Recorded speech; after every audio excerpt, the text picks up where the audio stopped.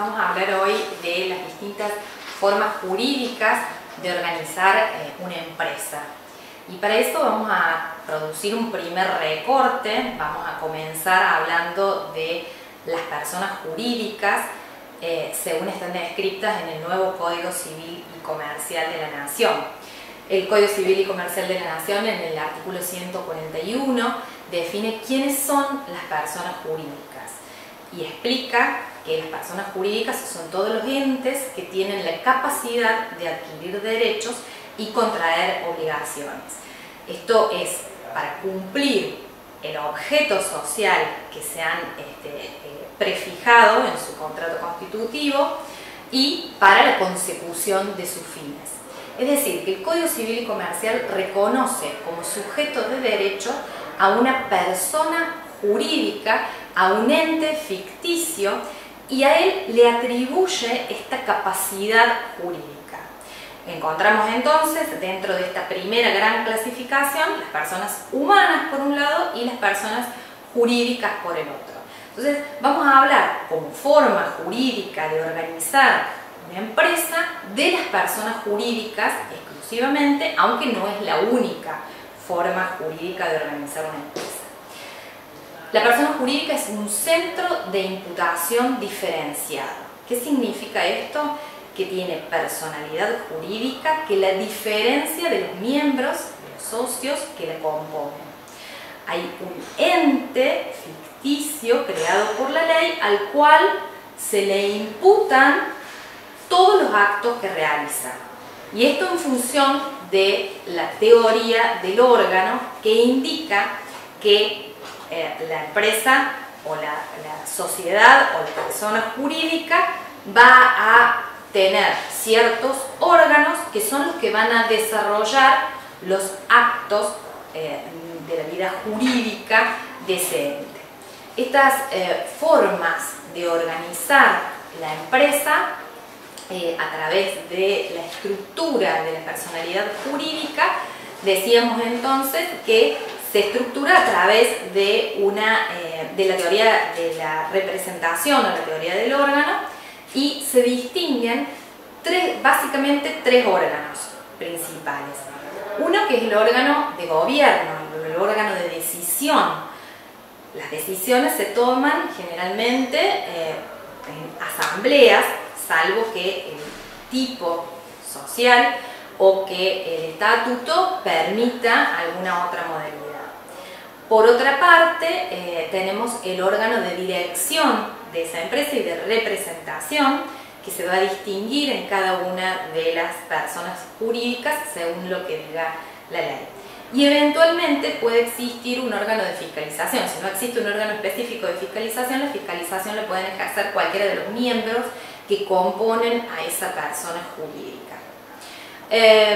Además, este centro de imputación diferenciada se distingue porque, como principio general, los miembros no responden por las obligaciones contraídas por la persona jurídica. Esto significa que esta persona jurídica que creamos, en algunos casos, en la mayoría de los casos, y decimos como principio general, porque ya vamos a ver que hay algunas excepciones, no responden cada uno de los socios, sino que responde la persona jurídica, esa sociedad constituida a la cual la ley creó, ese sujeto de derecho creó ficticiamente, ¿sí? Luego vamos a ver las distintas clases de personas jurídicas y allí vamos a ver alguna diferenciación puntualmente con relación a esto. Dentro de la primera gran clasificación tenemos las personas jurídicas públicas y privadas. Así lo distingue el Código Civil y Comercial en el artículo 145. El artículo 146 habla de las personas jurídicas públicas y allí identifica el Estado nacional, provincial y municipal, a la Iglesia Católica, por ejemplo, y a los estados extranjeros, y las personas jurídicas privadas. Y allí en el 148 identifica, enumera una serie de organizaciones a los cuales les atribuye las características que mencionábamos recién, es decir, un centro de imputación diferenciada, es un sujeto de derecho. La primera que menciona son las sociedades que antes se les denominaba sociedades comerciales, digo antes de la reforma de 2015, donde se unifica el derecho privado en derecho civil y el derecho comercial. Y también sufre modificaciones la ley 19.550, que es la ley de sociedades. La ley de sociedades, antes llamada ley de sociedades comerciales, hoy se llama ley general de sociedades. Luego tenemos las asociaciones civiles, dentro de esta enumeración de las personas jurídicas privadas, las asociaciones civiles, las simples asociaciones y las fundaciones. Estas tres están reguladas por el Código Civil y Comercial. Luego tenemos la ley de, las mutuales, que tienen una ley específica, que es la ley de mutuales, y las cooperativas, que también tienen su ley específica, es la 20.337.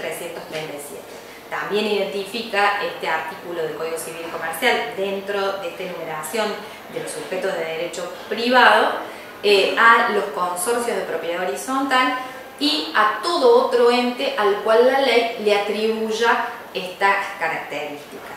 Es decir, que no es una enumeración taxativa, sino que deja abierta la posibilidad de que la ley luego reconozca la personalidad jurídica en otros entes. Recapitulando entonces, ¿qué es lo importante de esta clasificación? O qué es lo importante de reconocer a las personas jurídicas como sujetos de derecho, la posibilidad que nos da la ley, basada también en el artículo 14 de la Constitución Nacional, esta libertad de asociarnos para perseguir los fines que hayamos consensuado, es la posibilidad entonces de crear un sujeto de derecho diferente de los miembros que lo componen. Esta ficción legal, entonces, decíamos, se clasificaba así a grandes rasgos en sujetos de derecho público, sujetos de derecho privado. Vamos a ver muy someramente las características principales de cada uno de estos entes. La ley 19.550, la ley general de sociedades, decíamos, trata de las sociedades. Y allí hace también una clasificación que vamos a ver también muy esquemáticamente. El artículo 1 de la ley de sociedades dice que habrá sociedad cuando una o más personas en forma organizada según alguno de los tipos previstos en la ley, es decir, allí nos está diciendo no de cualquier manera, sino de acuerdo a alguno de los tipos previstos en la ley, se obliguen a realizar aportes y para aplicarlos a la producción y el intercambio de bienes, participando en los beneficios y soportando también las pérdidas. La caracterización o la clasificación más general que podemos hacer entre los distintos tipos societarios que la ley establece es entre las que tienen las tipologías de las sociedades descritas en la 19.550 que tienen finalidad de lucro y las que no tienen. Decíamos entonces que dentro de esta clasificación que encontramos en la 19.550 podemos encontrar una primera clasificación que tiene que ver, digamos, la primera clasificación más general que podemos hacer de los tipos sociales es entre las sociedades en las cuales los socios asumen una responsabilidad solidaria, subsidiaria e ilimitada, y los tipos sociales en donde los socios limitan la responsabilidad al aporte que han realizado. Dentro de las primeras, es decir, aquellas sociedades de responsabilidad ilimitada, encontramos la sociedad colectiva, que es el ejemplo más típico. Luego tenemos la sociedad de capital e industria y también tenemos la sociedad en comandita simple con relación a los socios en comanditados. Pero en principio, quienes en este tipo de sociedades, la responsabilidad de los socios es solidaria e ilimitada. Es decir, que frente a las obligaciones que haya contraído este ente, van a responder cada uno de los miembros de esa sociedad con su propio patrimonio individual, de manera solidaria e ilimitada, pero de manera subsidiaria. ¿Esto qué significa? Que el acreedor va a tener que atacar primero a la sociedad, a este ente que la ley nos permitió crear, y luego recién allí va a poder ir, una vez que ha agotado la posibilidad de ejecutar los bienes de la sociedad, va a poder ir en contra de los bienes de los patrimonios individuales de cada uno de los socios. Y la solidaridad significa que el total de la deuda puede ser asumido por cualquiera de los socios que integran esa sociedad.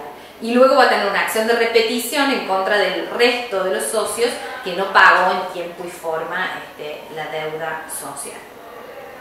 Por otra parte, decíamos, tenemos los tipos societarios en los cuales no hay posibilidades de que se pueda atacar el patrimonio individual de cada uno de los socios. Hay una separación patrimonial. ¿Se acuerdan que decíamos al comienzo que había un principio general en materia societaria de que había una separación patrimonial entre el patrimonio individual de cada uno de los socios y el patrimonio de la sociedad?